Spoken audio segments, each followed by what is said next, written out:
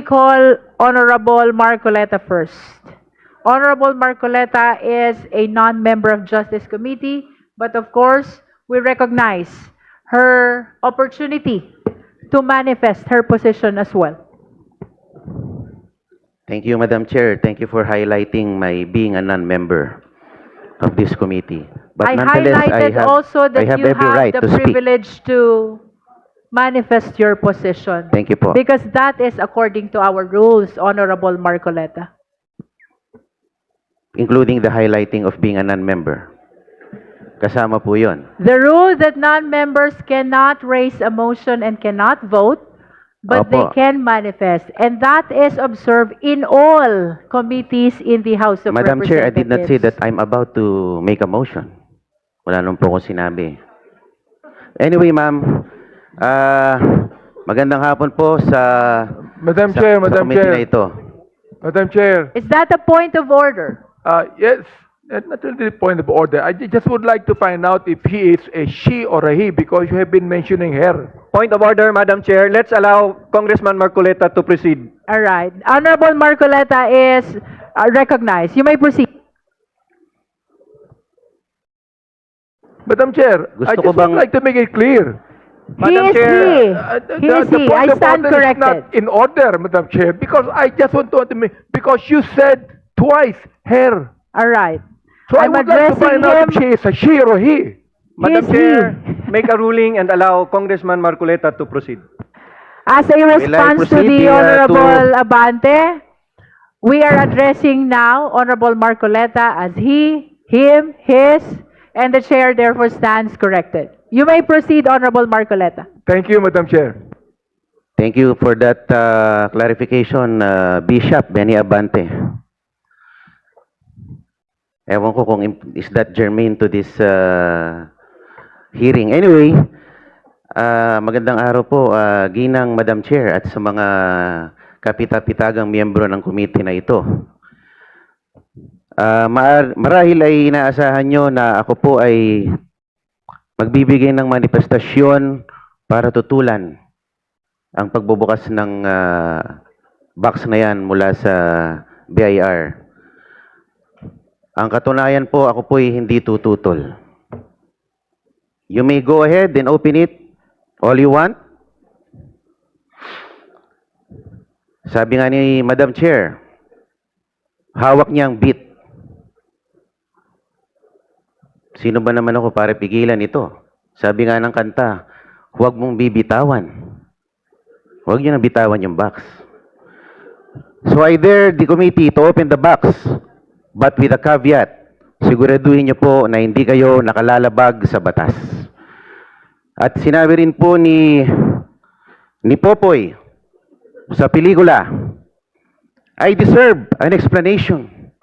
I deserve an acceptable reason. Siguraduhin niyo po na kung bubuksan niyo yan, mayroon po kayong acceptable reason na naayon sa batas. At ako po ay kaisa nyo rin sa komite na ito sa paghahanap ng katotohanan. Pero sa ating paghahanap at pagsisiliksik ng katotohanan, siguraduhin po natin na tayo po ay hindi nakalalabag sa ating mga batas. Maraming salamat po, Madam Chair. Again, that is a manifestation and therefore it does not deserve or require any answer. Let us proceed. If there are no other members who wish to, the Honorable Sendanya is recognized. Thank you very much, Madam Chair. Ang haba na po na kwentuhan natin kay Basha at saka kay Popoy, no? Nagkaroon na nga po ng sequel ang One More Chance, no? Second chance. Ayan, pero inuulit ko po. This is a second chance to hold the Vice President accountable for abuse of power at dun po sa pagnanakaw sa kaban ng bayan. At yung second chance po na ito, 2 years in the making. That's why we appeal to the wisdom of this committee to ensure that we hold her accountable. Sabi nga po ng mga kaibigan ko, eyes on the ball. And the ball is ensuring that we get this to the Senate and the Vice President is convicted. And I hope that would guide the committee in making this all-important decision. Thank you very much, Madam Chair. Our parliamentary status, there is a pending motion to open the BIR box. I hope the justice members are all guided by the worthy and strong arguments of those who are in favor of opening and those who are not in favor of opening. But Madam in Chair- summary, of course, we do not dispute the position of the Honorable Laila de Lima that the Constitution is paramount, that accountability mechanism must be protected and preserved, that the impeachment proceeding should be greater than any other proceeding.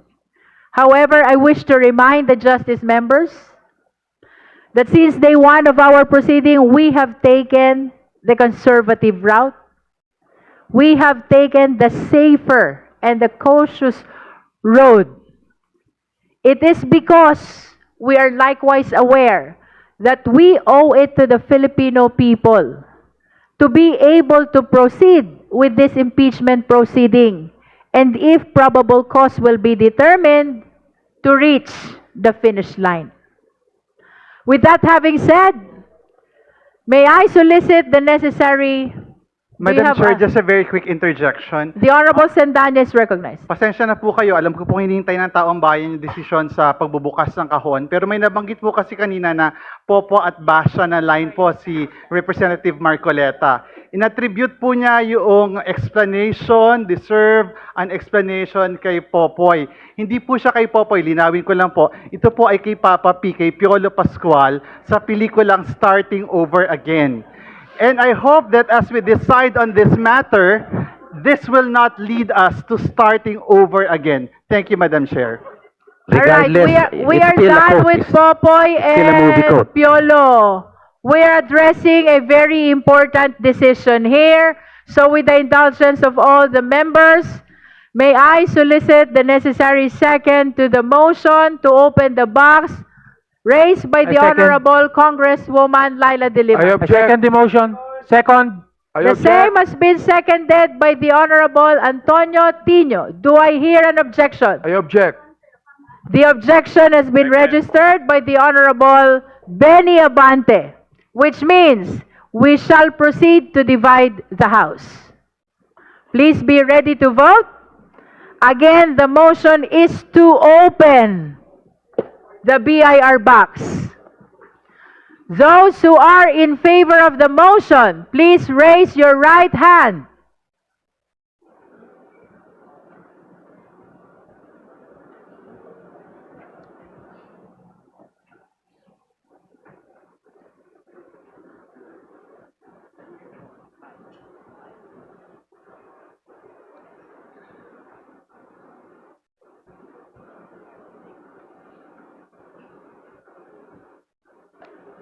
You may put down your hands. Those who are not in favor of the motion, please raise your right hand.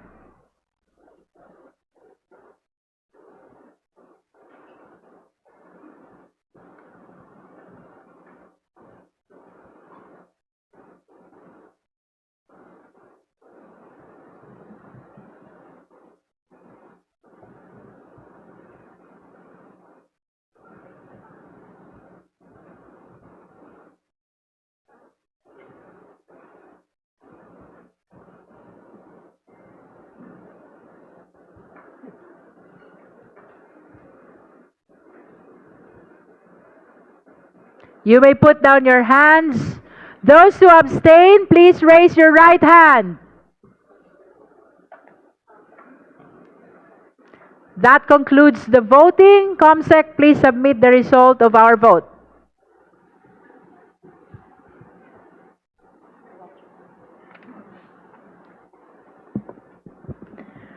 With 6 votes in the affirmative and 38 votes in the negative, with 0 abstention, the motion to open the box is hereby denied. So ruled. Let it be placed on the record that the committee will not open the box. The COMSEC is directed to continue preserving and taking care of the sealed box until the committee decides on the existence or non-existence of probable cause. So ruled. Madam Chair, The Honorable Lawrence Defensor. Madam Chair, I move that the box, opened or unopened, constitute part of the official records of this committee since it was officially transmitted by the BIR and officially received by this committee, that it shall form part of the official records that will be transmitted to plenary and to the Senate if necessary.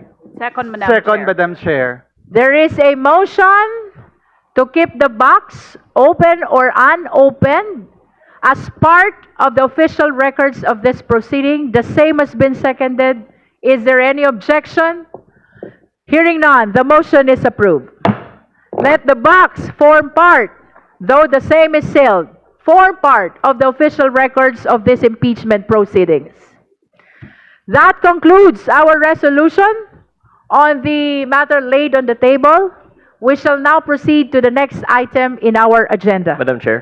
Madam The Chair. Honorable Rog Gutierrez. Madam Chair, just a short motion since we're done with the major motion. May I move, with all due respect to our colleague, Pastor Benny Abante, may we move to strike from the records any mention of the conversation regarding the pronouns used for our colleague, Mr. Marcoleta. I personally, this representation believes that that conversation is not germane to discussion. The conversation is about? Yung sa he, her, Alright. Madam Chair. Second, There is Madam a Chair. motion to strike off from the record the manifestation or question of the Honorable Benny Abante about whether the chair is using her in reference to the Honorable Marcoleta. Is there a second? Second. The same has been seconded. Any objection? Hearing none, the motion is granted.